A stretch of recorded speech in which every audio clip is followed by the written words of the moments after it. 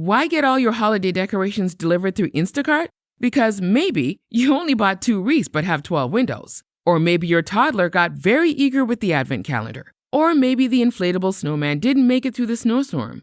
Or maybe the twinkle lights aren't twinkling. Whatever the reason, this season, Instacart's here for hosts and their whole holiday haul. Get decorations from the Home Depot, CVS, and more through Instacart and enjoy free delivery on your first 3 orders. Service fees and terms apply.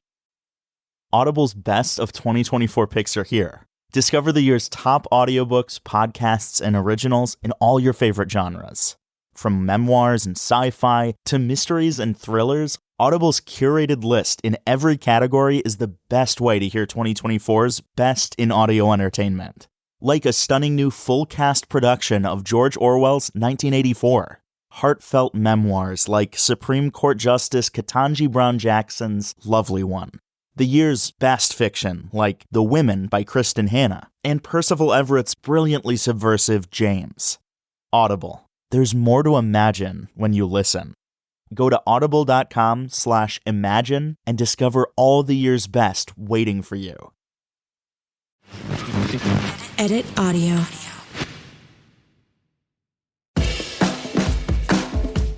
Hello, everyone. I'm Robin Hopkins, and this is Well Adjusting, where I talk to people about life stuff, but not in an NPR way. It's more like we're at the bar, having cocktails, getting into your business sort of way. It's giving drunk NPR. Oh, and producer Steph is here too. Hello. Today we chat, well, how to stop giving unsolicited advice. Friends, have I got a treat for you. Okay, today, my newest pal, Lauren LoGrasso, who you might already know because she's the host of the podcast Unleash Your Inner Creative. Also, she was an expert of the day on a previous Well Adjusting episode, so you want to go back and listen to that, of course.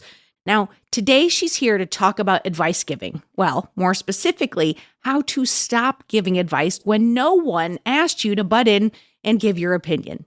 Now, for those of you who know me or who have listened to even, I don't know, let's say 35 seconds of a Well Adjusting episode, you could probably guess that I struggle a bit with this topic as well.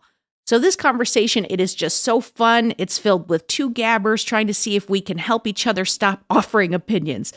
You see the irony in us giving advice on not giving advice? Let's just overlook that and keep the train rolling. Here we go. Hi, my name is Lauren. I am a podcast host and producer, singer-songwriter, public speaker, and creative coach. And I'm from Detroit, Michigan, 100% Italian, and I've been in LA for 13 years. I just got engaged. She sure did. Saw that on the social. I was like, woo! Yeah. Those are a few fun facts. Okay. All right. And what are we discussing today? What issue's been coming up for you that you want to kind of pick apart?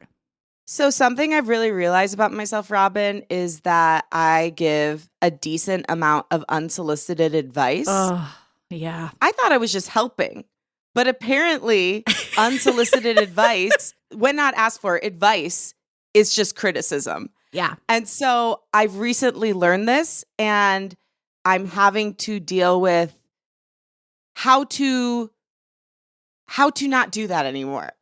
Okay. Or lessen it at least. I love this discussion. I recently heard a guy talking about, and he was an expert tennis player. And he said, I never, ever, ever give advice. He said, even sometimes if asked, he said, because I have discovered that no good comes from it. And I thought, oh shit, that's like next level. Because I spent my 20s and 30s just like giving advice to everyone. And I thought if I made them cry, I really did something good there. Like I was like, boy, did I help. So I get this. I know. I feel the same way. So what do you think that is in us? Well, that was going to be my question to you, because I think I discovered what it was for me, which was, I think I thought, much like you, I was helping. But the reality is what I discovered is that I'm very uncomfortable when other people are in distress. And I'm a fixer. And so what I do is I come in and I'm like, okay, so here's what we could do. We could get this, we can get that, and we could this. And it's like, I think that I realized somewhere along the way that I was self-soothing myself as much as I was offering help. And I also realized that many times people just want to vent and I was trying to make it all go away. Right. Or even maybe that they would like your advice at some point, but first they need to get out everything they feel. And you're actually like cutting them off from sharing their full feelings by interjecting, being like, I know how to fix this. And maybe you do, but like, it's really not your place to say until you're invited. Yes, but that's very difficult. And so I want to ask you, why do you think you do it? So I think something similar to what you said, but also I think it's a self-worth thing. I grew up in this environment. I love my parents to pieces, but I was like their pseudo marriage counselor all throughout my childhood. So literally when I was 8, they decided they were going to go to counseling. And I said, you don't need a counselor. I'll be your counselor. Are you serious at 8? At 8. So, and I will say, like, as a child, I had a decent amount of wisdom to me, and they really listened to me. So I kind of learned that my role in love was to like be that support system and guide. And so when I fell in love with my fiance and he didn't want my unsolicited advice, it was like a real slap in the face to me. But then I realized like, oh, he just loves me for me. Like I don't have to like provide something. I can just be myself. And so I realized in these situations where I'm like trying to get in and be the coach, yes, there's a part of me that feels uncomfortable. There's also a part of me that's trying to earn worth that way. Like you have to bring value to the conversation. Yeah. Like what would happen if you don't provide? What do you like? What's the thing you make it mean if you don't provide? I don't know. I mean, I think I feel like if I'm not bringing value in some way, like what am I even doing there? You know, like I'm there to enrich people's lives. Like I should be providing some sort of value. But what I'm trying to get to, and the way I'm trying to rewire my brain is like, it's enough just to be yourself. Yeah. And it's also pretty arrogant to think like you know what's right for somebody else's life at all times. Well, yeah. I mean, it's especially when you're not doing it for yourself. Yeah. No, there's definitely like I can see something that I think you can't see. Right. And by the way, like that gives us the like, you know, kind of like the audacity to like do these kinds of podcasts, being like, you know, like I don't have a single credential. Who the fuck am I out here being like this? Well, what happened with your mom? You know, so it's like there is a little bit of like that comes with it and finding that line. Yeah, that's true. And I do think that probably there is a natural skill set in both of us to see from above for other people. Yeah, I will be clear. Certainly easier on other people. Yeah, so much easier because you're not attached to whatever their circumstances most of the time. But it doesn't mean that we should. And also, like, have you ever heard of human design? No. So it's this interesting modality. It's kind of similar to astrology, but basically it purports that we all have like a certain design, like energetic design that we were born to live out. And my design is called a projector. Like that's the energy type I am.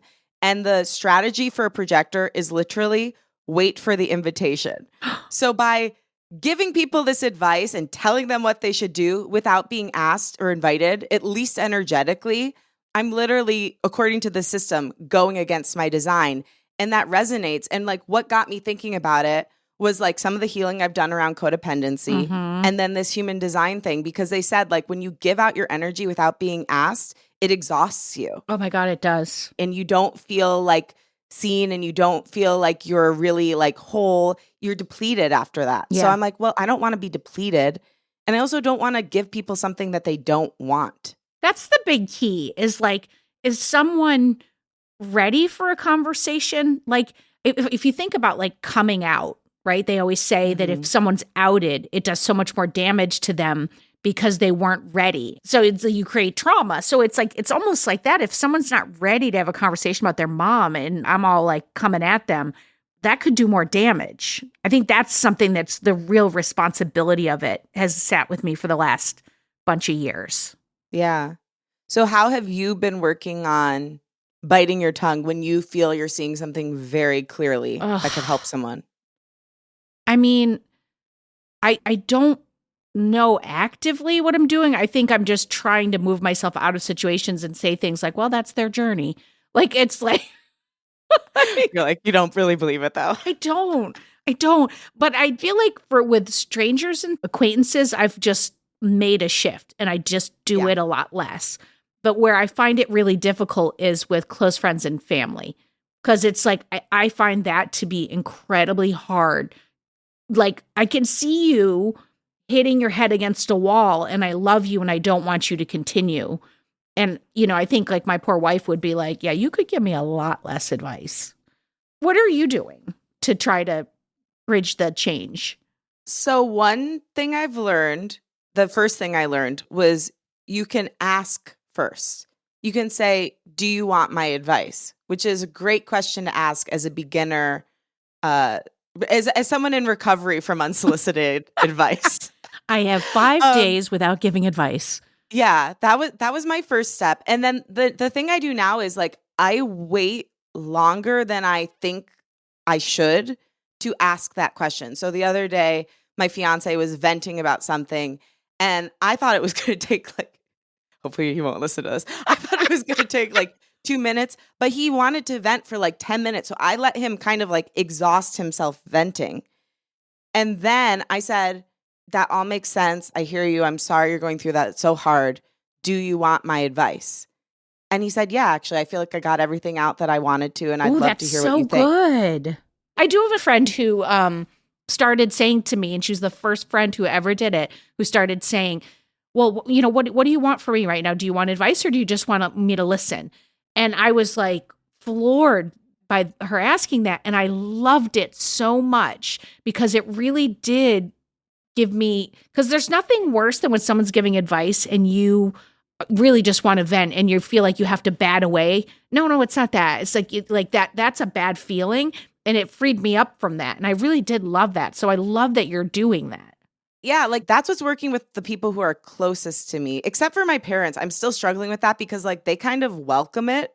But I'm also like, I don't really want this to be our dynamic for the rest of my life. Well, that's what I was just going to ask you. If that was your dynamic when you were so young, how do you shift that with them? If to a certain extent, there's a whole, well, tell your mother that, like that kind of vibe.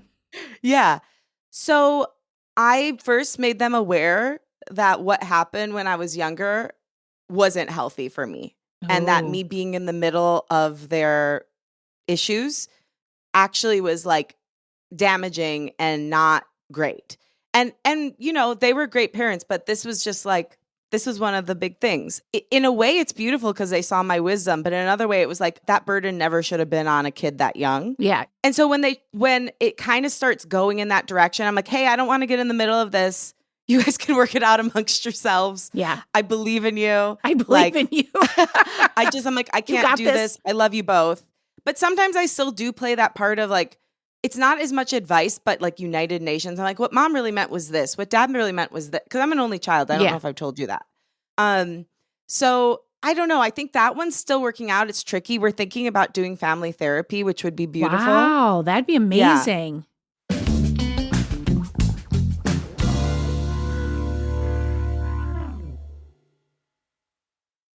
With Credit Karma, finding the right credit card for you is easy. Our app analyzes user profiles to suggest personalized recommendations. Visit creditkarma.com today to explore cards tailored to your needs.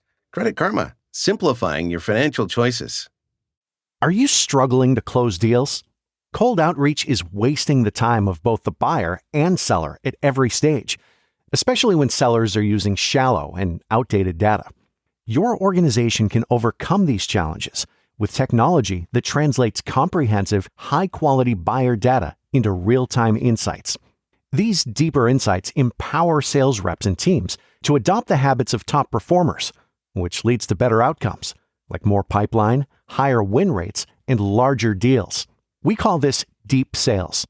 And we've built the first deep sales platform with the next generation of LinkedIn Sales Navigator. Right now, you can try LinkedIn Sales Navigator and get a 60-day free trial at linkedin.com/trial. That's linkedin.com/trial for a 60-day free trial. Let LinkedIn Sales Navigator help you sell like a superstar today. Just go to linkedin.com/trial and get started. Think scaling AI is hard? Think again. With Watson X, you can deploy AI across any environment. Above the clouds, helping pilots navigate flights, and on lots of clouds, helping employees automate tasks. On-prem, so designers can access proprietary data, and on the edge, so remote bank tellers can assist customers. Watson X works anywhere, so you can scale AI everywhere. Learn more at ibm.com/WatsonX. IBM. Let's create. What about situations where you have people in your life who repeat, this is going to sound really harsh, but repeat the same mistakes? By the way, just full disclosure, I repeat the same mistakes over and over and over again. But like when you're watching, one-hit wonder, baby. Yeah. How are you attempting to address, like, does it build up for you when you see a person just being like, you're doing it again, this boyfriend is mean to you? Like, what do you do with that? I'm really like still asking, do you want my advice? And I still listen a lot. I think if someone was doing such a repetitive mistake over and over and over and over again, and it was truly like hurting their lives and they didn't care, I think at some point I would have to distance myself from them, because it depends what it is. If the mistake is like you buy the same, I don't know, like trinket 15 times by accident because you forgot you had it, like that's fine. I can live with that. But if it's like you're bringing like negative people into your life and then being like, well, why is this happening? Why is this happening? Why is this happening?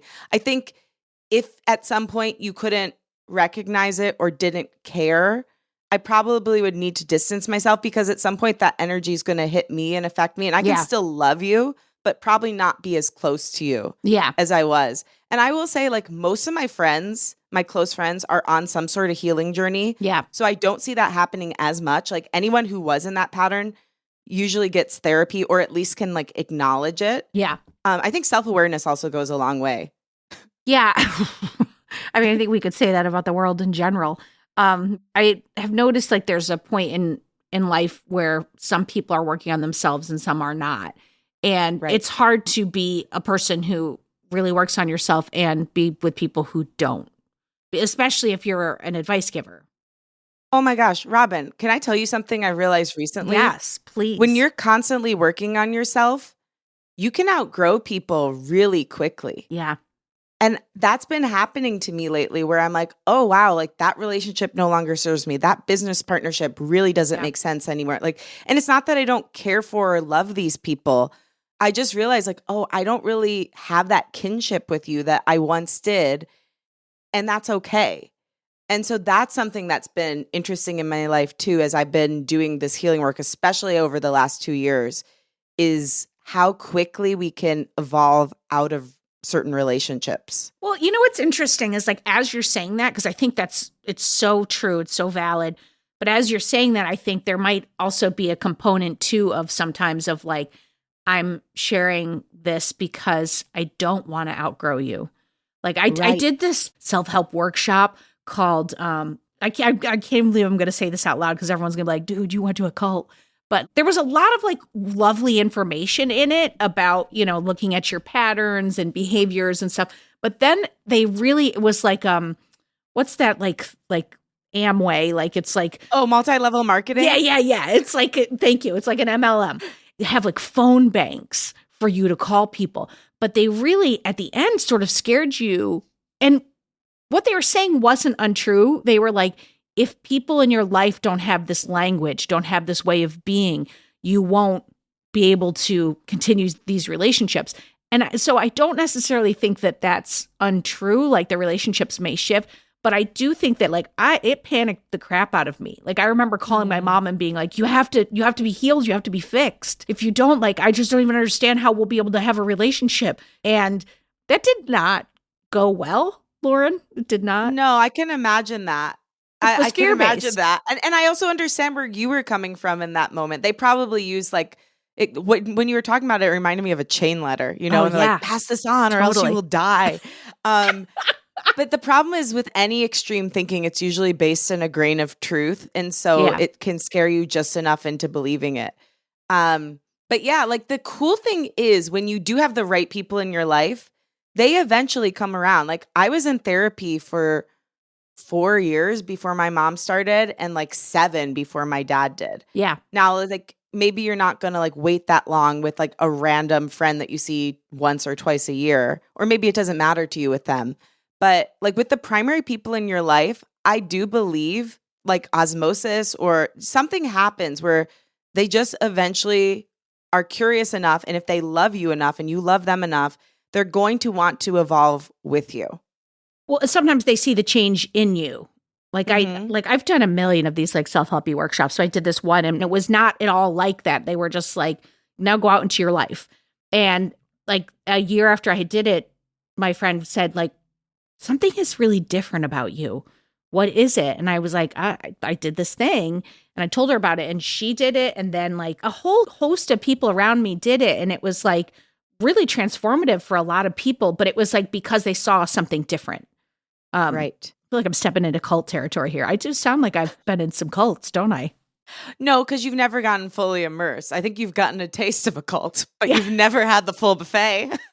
Yeah, no, I think that that's true. Like, and it's interesting, isn't it? Because you weren't going around to anybody, going back to our unsolicited advice, you weren't going around to anybody being like, you have to try this thing. This thing will change your life. Or maybe you were. Were you? I was not. That's the thing. See? That's the thing. I could say it's the one time in my life where I just trusted the thing and people wanted to do it, which I think is really interesting. So that's, I think, the takeaway for both of us is that if we can really focus on just being ourselves and focus on our own growth, then we don't need to go around influencing people. Like, they will be, if they're in our circle and love us or think we are wise in some way, they will be naturally inclined to find this thing or like do whatever it is that has been helping you or make some sort of change in their own time, in their own way. Yeah. And I think that's a really great takeaway, that without forcing anyone, just by talking about your own experience and your own healing journey, so many people were able to go on this healing journey. Yeah. All you have to do is be yourself. I know. Well, that's why I think that underneath the unsolicited advice is fear, because it's not a logical behavior to do that when people aren't asking, when people may seem uncomfortable or reject it, but yet I might still keep doing it. So it's like that. That's why I really believe it's got to be fear-based or some kind of like a large, like deep-seated thing. That's why I'm fascinated by the, like, you saying what's your worth or what's your value without it. Because I mean, you're like this lovely person who has so much to add that it's like the idea that you would even, that would be a thought is crazy to me. You know what I mean? Yeah, I do. I just think, I don't know, for me in particular, just growing up that way, I was always told, were you ever told like you were a wise child or like you were? I was told I was an obnoxious child, but I just remember being like, you're so wise for your age. And I'm like, I'm going to be really sad when people are like, you seem like the right wisdom for the right age. I feel like I'm getting there now. I don't know. It's something I'm still definitely working through, and I still really struggle with it. I'm not like to the other side by any means, but I think the thing I'm just doing right now is letting myself feel uncomfortable with just listening and like being okay in the stillness instead of the constant movement. Like my go-to to quell my anxiety is to constantly move. yeah. So I'm trying to be okay with just calming my nervous system a little bit. And just being. Yeah, because sometimes the movement isn't like, it's not literal movement. Sometimes the movement is, for me, is like, okay, and so what you're going to do is this, and then this, and then after this, and then we'll get you here. Da, da, da, da, da, like that kind of emotional movement of like, just because I want it to go away for you. Right. I mean, it's like coming from, I think it's coming from a loving place, but it is, I think people don't recognize it's also coming from a place that's not, it doesn't have anything to do with the other person. Yeah, I've heard some other people say like this kind of behavior basically is you're using other people. Now, I think that this is a little extreme and not taking any nuance into account, but like you're using other people as your drug. Like you're using them to calm your own nervous system. And I think there is some level of truth to that. There is a level of like, I want to be helpful. I see how things could go better. I love you. But there is also a level of, okay, I feel uncomfortable right now with your pain, so I'm going to make myself feel comfortable by telling you exactly what you need to do. Yeah.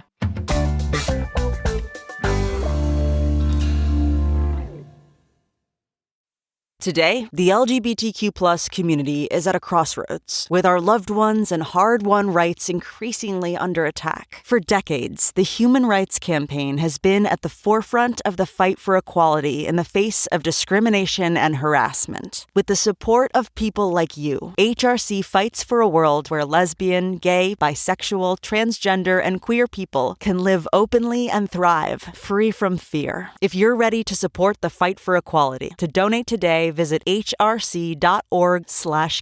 That's hrc.org/GIVE.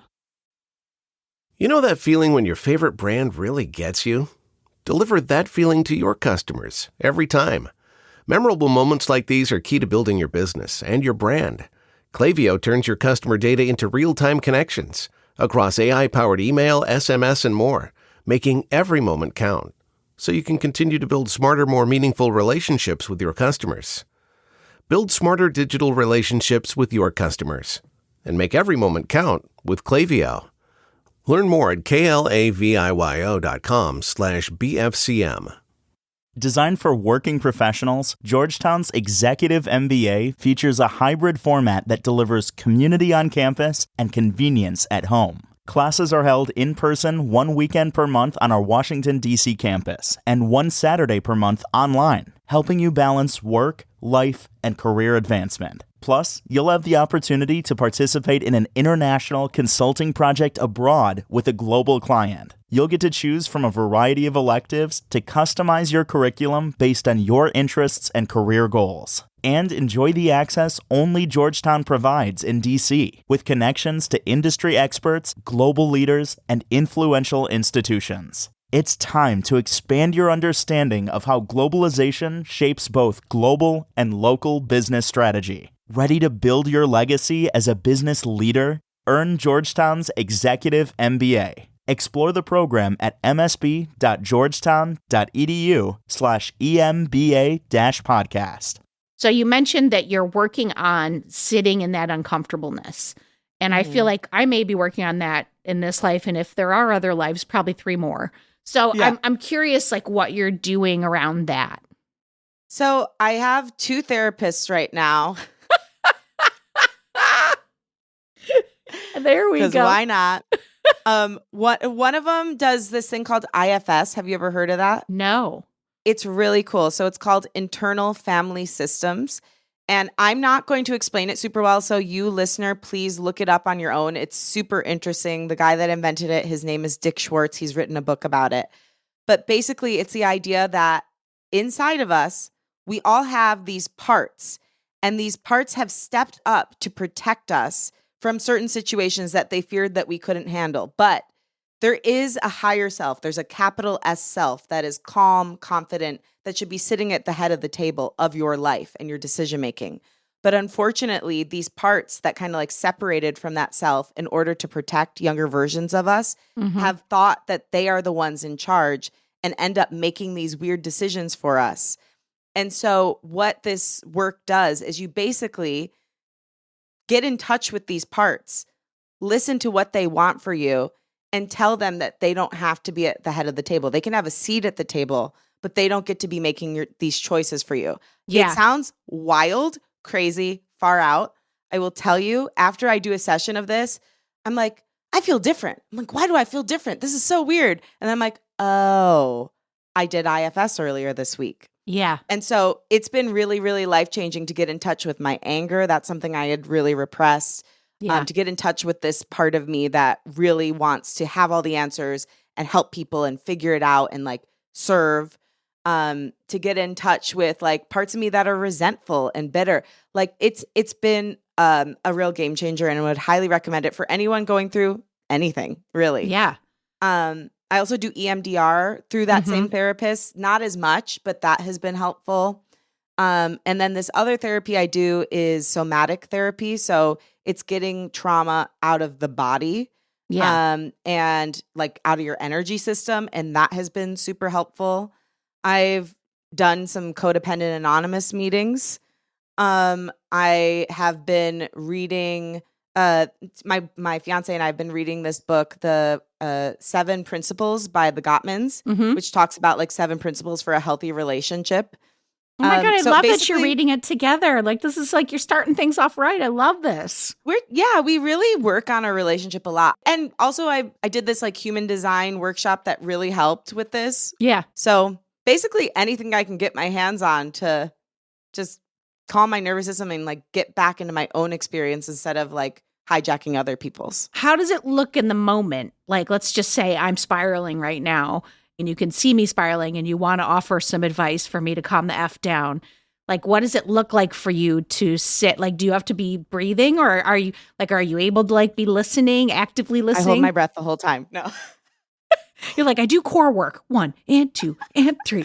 No, internally, I'm probably at this point freaking out a bit. You know, like my first notion is, oh my God, okay, they're going through it. I need to help. I need to figure out something. I need to figure out the right thing to say. I have to help them. I have to help them. And then after doing that for 1 to 2 minutes, probably, I'm like, okay, Lauren, just breathe. Like your only job right now is to be present with what they're saying. You don't have to have like a script planned out for the perfect thing to share with them.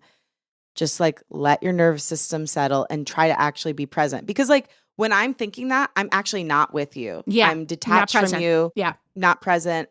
And so I try to just then the rest of the time, like let you talk as long as you need to. Unless you're like actively asking me for advice, because then I'm in. Yeah. Then you're like, how much time do we have?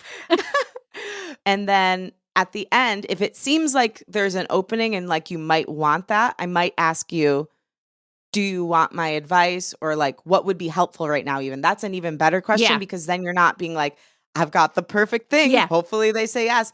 Because I feel like very few people are actually going to say no when you ask that because it's clear you want to give your advice. Yeah.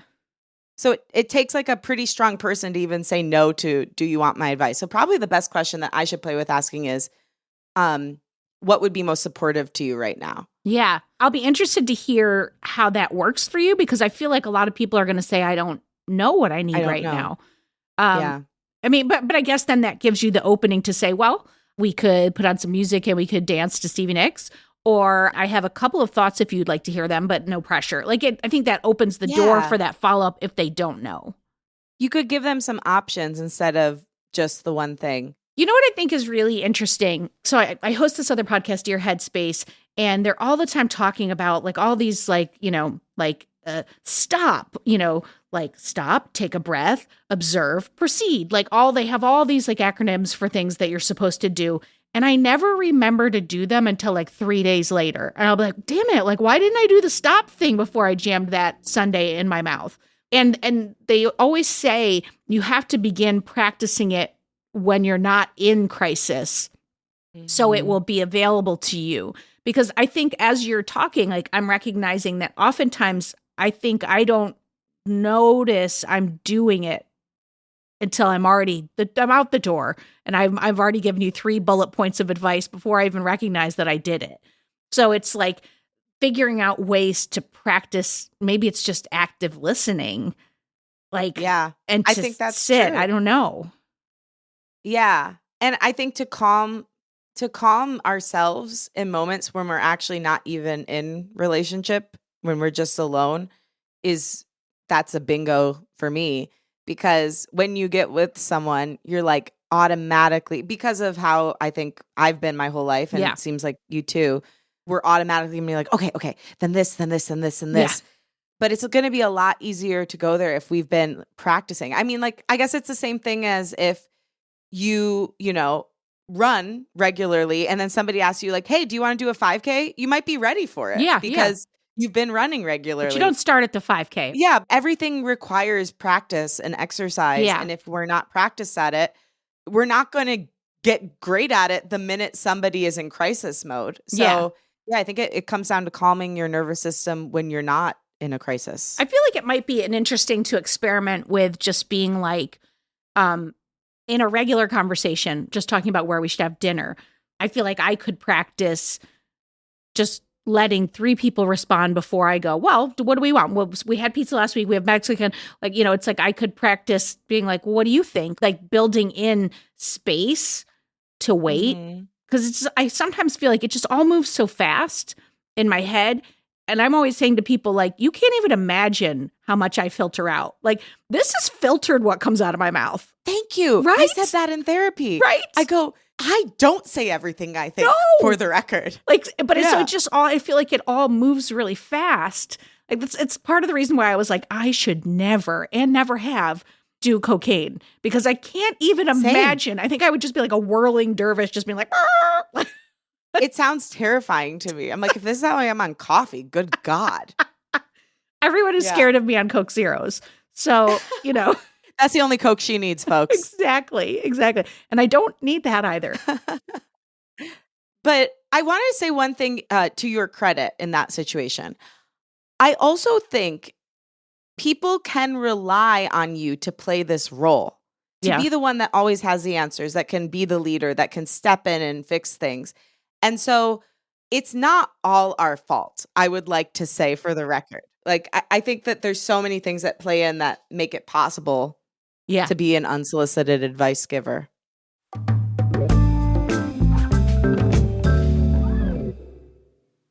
All right. So we do oftentimes talk about homework, and I'm going to make myself give, because obviously this is very personal for me as well. But like, what homework would you give yourself? Like, that's your next level of what you could work on for this.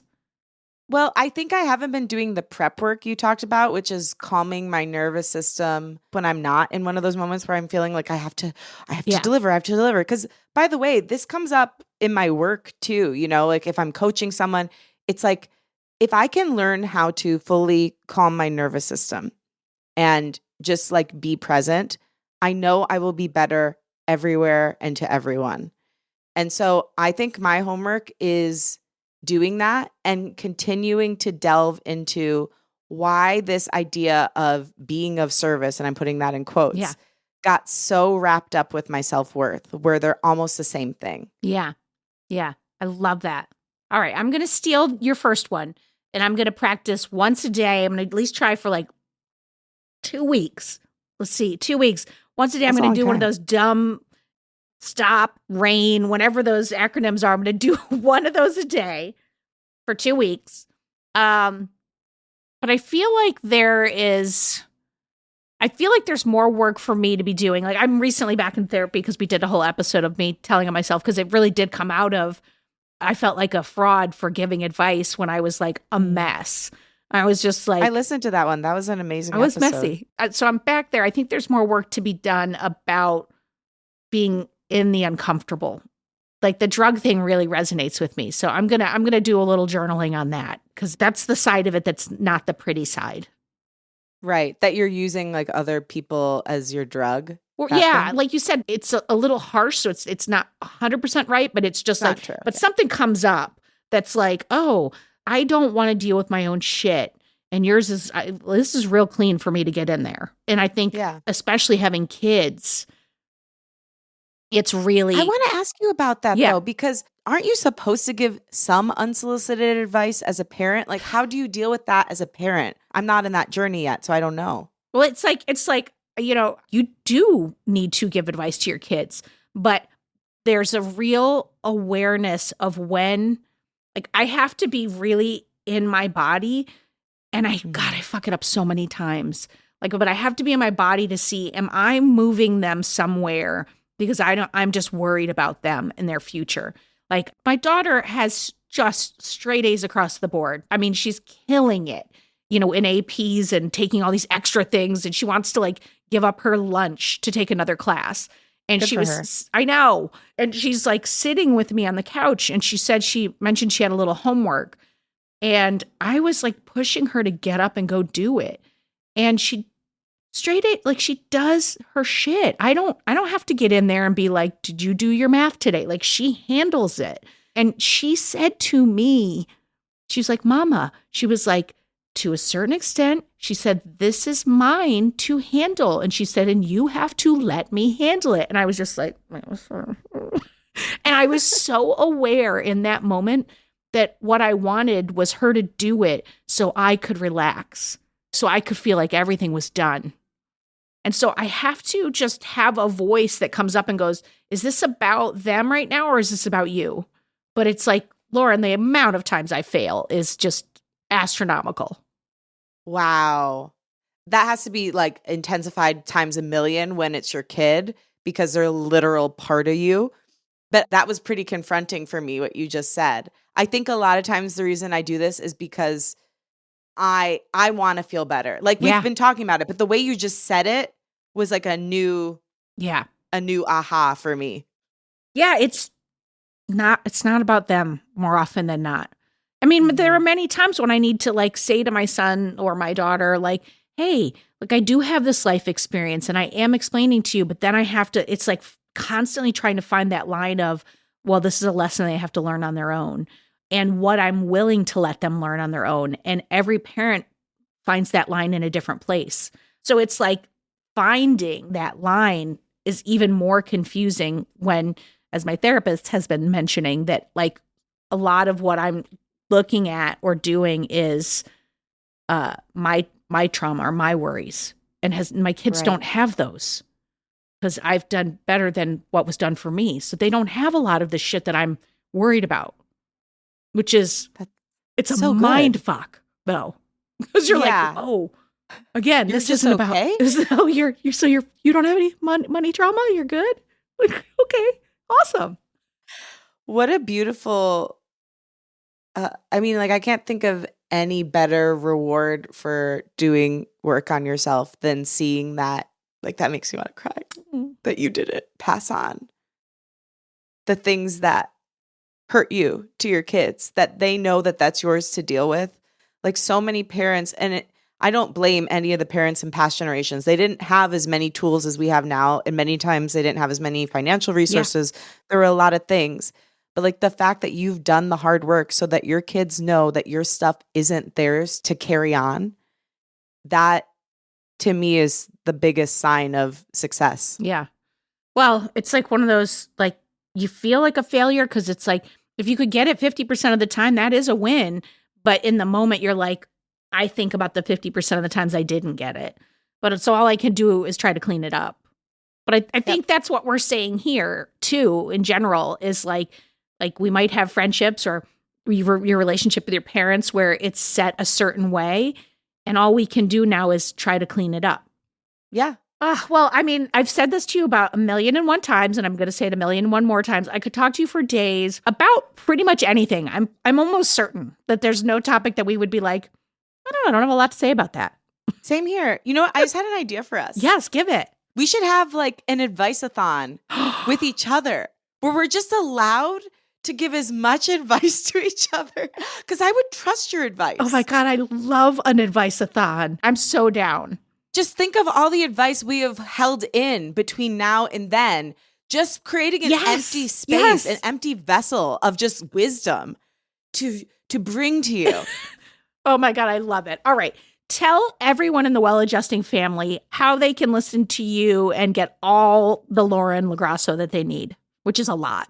Well, I love your people, by the way. Some of them have come over to me because we've been doing the cross promo. So I just want to say, hi, sweet listener. I'm so happy to be in community with you. And you can come over and listen to Unleash Your Inner Creative. New episodes are out every Wednesday. It's everywhere you get good podcasts.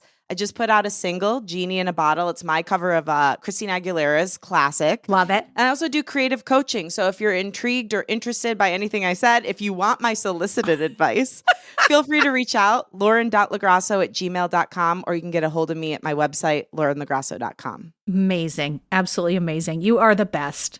You are. Love you. Love you, appreciate Mama. you. And thank you for what you do. It's so important. And you're really, really good at it. As are you. You are great at you giving are, advice. You are great.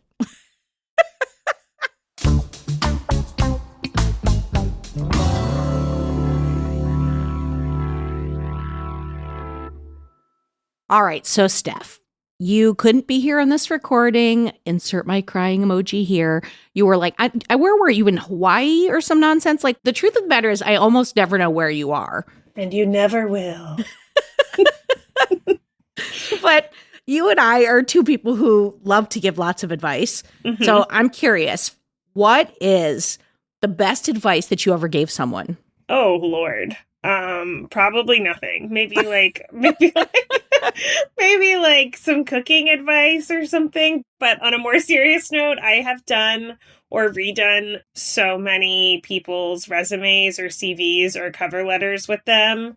So I don't know if that's like advice or like a workshop, but Of course you turned it into a workshop. Yeah, I was like, let's just do it together. But I think I have seen a lot of resumes, and I'm good at formatting things visually. So I think that's probably my strongest suit.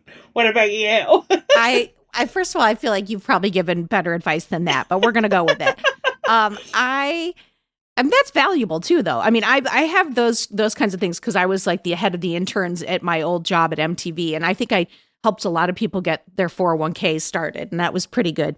But I think the best advice they ever gave was Mary and I used to do almost like a workshop. Like before I did my old podcast that was about LGBTQ family planning, we had this like talk. I would run the blender and do frozen drinks, and people would come over, and then we would tell them how to make a baby. And it was like every lesbian we knew was coming over and being like, so, and I would walk them through their insurance, their carriers. I'd be like, here's the place where this is where you can save money here. And I had a whole spreadsheet, and it was the how to make a baby lesbian style. I love that that's what we're calling it, because I'm sure that anyone that heard that you were making frozen drinks and then explaining how to make a baby probably didn't automatically go to lesbian style with all of the other things that you have to get in mind. So incredible. What do you think is like the worst or disaster advice that you've given someone? Well, I mean, I did, hopefully she doesn't listen. I did tell my sister-in-law to like invest some money in the market, like right before the market like shifted. So that wasn't great. I'm going to kind of whisper that, and hopefully, Linda, I'm super sorry. I think it's turned around. My account has. I hope yours has, if you're listening. But I had one in college where there was somebody I went to high school with. Oh my God, I'm like whispering all of these because I feel like I'm going to get caught. But I told her that her boyfriend had cheated on her and that she should like leave him. Like cut to, they're like married with kids today. And like, so I don't know that I helped. Okay. I mean, maybe. I had to whisper all of these. I hope these people aren't listening. Maybe they came back stronger because they figured out their infidelities and worked through them. Well, and I don't even know if he really had cheated on her. It was like, it could have just been like high school gossip. It's like, who knows if I was even like right. Wait, this is from high school? You remember this? Yeah. From high school? Yeah. Oh my gosh. Yeah. I need to work on my memory. I think similarly, like it's weird because I don't feel like it was bad advice from me, but it was probably like bad advice for my friends. I've had like so many friends that have stayed in like definitely objectively bad relationships. And when they ask you and you're like, yeah. And I'm like, leave them. I don't usually I normally want to be more harsh with that. And I think when I was younger, I used to, but now that we're getting older, I've like sort of like backpedaled, and I'm like, I don't necessarily think, but like you do you, and I will support you regardless. And so in that way, it's like, I think it's good advice for like me and my relationship with my friends. But like, do I think that my friends also have wasted like years of their lives with terrible people? Yeah. I love how neither one of us said any of the good advice we gave was on this podcast. Okay. I think that's more than enough advice for us for today. And we are going to try to stop giving unsolicited advice. And I want to thank Lauren for joining us today. Go listen to her podcast, Unleashing Your Inner Creative, and go stream her music. All the links are in the show notes, folks.